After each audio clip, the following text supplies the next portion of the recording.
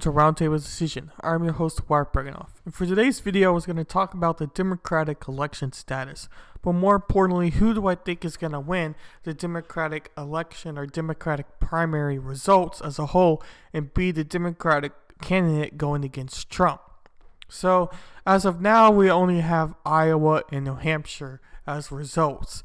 And we know about the Iowa caucus and the disaster that was as an entire process, but taking that out, and if you believe the results as being true, which there is some skepticism still as of today, Pete Buttigieg barely got the win with 26.2% of the vote, while Bernie Sanders ended up getting more votes as far as the popular vote goes, but Pete got 13 delegates and Bernie Sanders has got 12 delegates.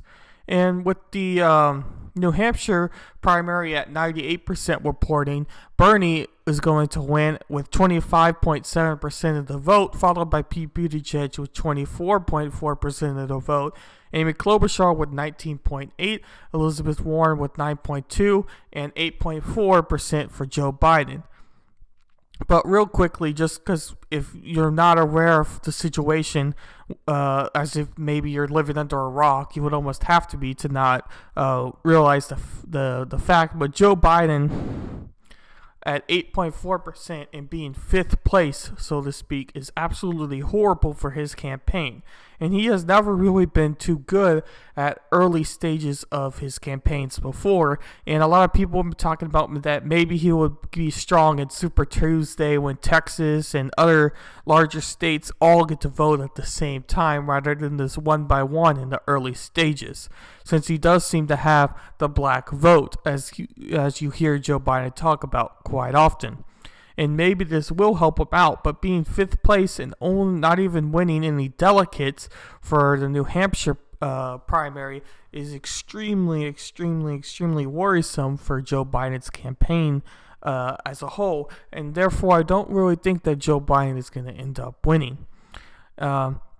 But real quick, going back on to the main focus of Bernie Sanders and Pete both got 9 delegates, and as we know from Iowa, that only leaves Pete Buttigieg with one more delegate than Bernie, but Bernie having more of the overall votes. But real quickly, if you didn't catch my last video, I briefly talked about what I thought would happen in New Hampshire, and I said that if Bernie Sanders wins by double digits or very high margin of higher than like 5% of the vote, I think that he is by far the strong runner for the Democrats and going to be their candidate 100% for sure. But Bernie only won just over 1% of the vote, 1.3% of this last primary result from New Hampshire.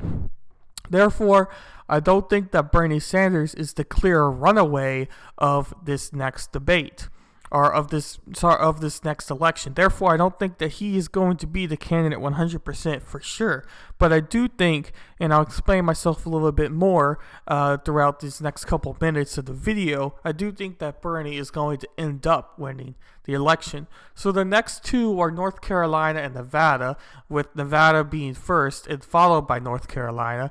Nevada is February 22nd, and the North Carolina primary is March 3rd. So those are the next two going.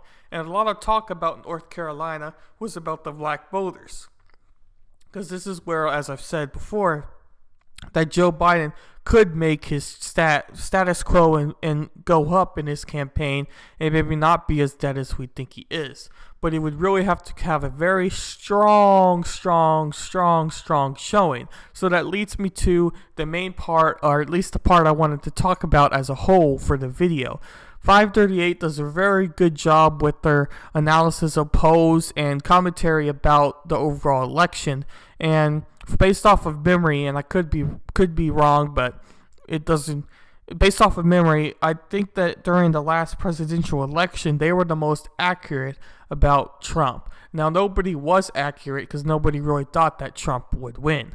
But they have had these polls, including this one where they list out the odds of one of the candidates winning. So as of now, they have Sanders with 1 in 3, which is 37%. No one at 35% with 1 in 3 chance.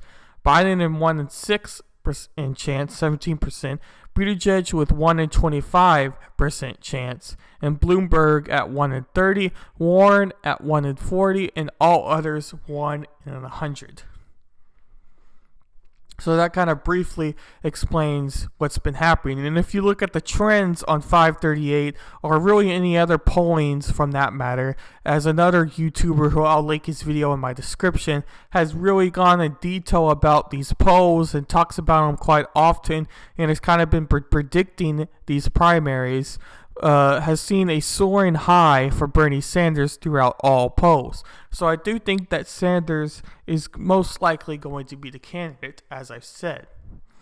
And it said, so who will win the Nevada caucus is obviously the next question what's going to come up. And right now, 538 has Sanders at 38% of the chance of winning the vote in Nevada and 80% of its simulations. He wins between 19 and 56% of the vote. He has 3 and 5, 62% chance of winning the most votes, much better than the second most likely winner, Biden, who has 1 in 5 chance, leading to 20% overall chance. And it also said, according to 538, that Sanders is going to win the most delegates as well, as there are 16 pledged delegates, and they believe that he could win anywhere from 7 and 25 overall delegates from this state and combined to others. So if Sanders wins the popular vote and wins more delegates, he's obviously going to top over Buttigieg and become the main person of the party. Because right now it's really a two-person race with the third person of Amy Klobuchar, and Warren's kind of fallen off a little bit, but Warren's kind of in the Joe Biden type of percentile chance, in my opinion, of maybe winning. She would have to have a very strong showing from Super Tuesday or any of the later states that get a voting chance and election to matter and to turn to their favor. But really, I think it's the races between Sanders and Buttigieg coming up, at least in these next two elections, to see where it goes from there. But the problem with Buttigieg is he's put all of his money and all of his interest in just the first two states for winning.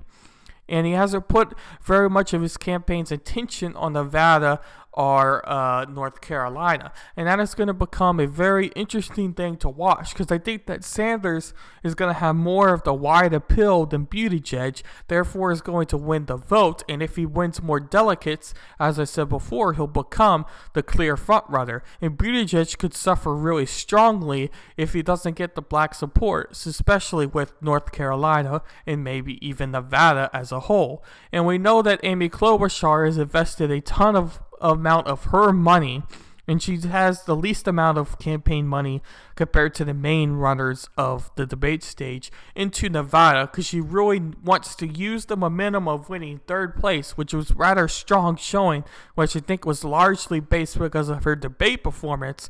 I didn't think she had too good of a debate performance, but obviously many of American, or at least many of New Hampshireans, or whatever their people may be called, are, like, for me, Houstonians, like, anyway, sidetrack.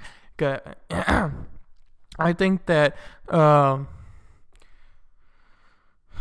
there's a strong chance that could her momentum go forward is a rather interesting thing to watch. And then, as I stated earlier, what might happen with Carolina and who might win the South Carolina primary going in. And Biden, obviously, you'd think wouldn't have the most strong chance because of his black voters, but according to 538, they have Sanders being the most likely person between 14 and 40%, 46% of the vote, and they have Biden only with a 40% chance of winning overall. So you could take it into there. So I guess to sum up my overall thoughts and where I wanted to talk about this video is, I think the only way Bernie is not going to win is if either Amy Klobuchar continues her strong showing and wins Nevada, or at least gets second place in Nevada, or Buttigieg loses in these next states because of his lack of black voters, and that could be a very real chance. So I think that Sanders is going to go through these next two states winning, both the popular vote and an amount of delegates and become the real strong candidate for the Democratic Party. And I don't necessarily know if the Democrats want that. And going into Super Tuesday, it'll be rather interesting to see what the rest of the states might vote, from California to Texas to Virginia to Massachusetts to Tennessee to Alabama to Oklahoma, to all of those massive amount of states and whom they might choose. But Bernie could be the overall super strong candidate before March 3rd and Super Tuesday. Hope to see you in my next video.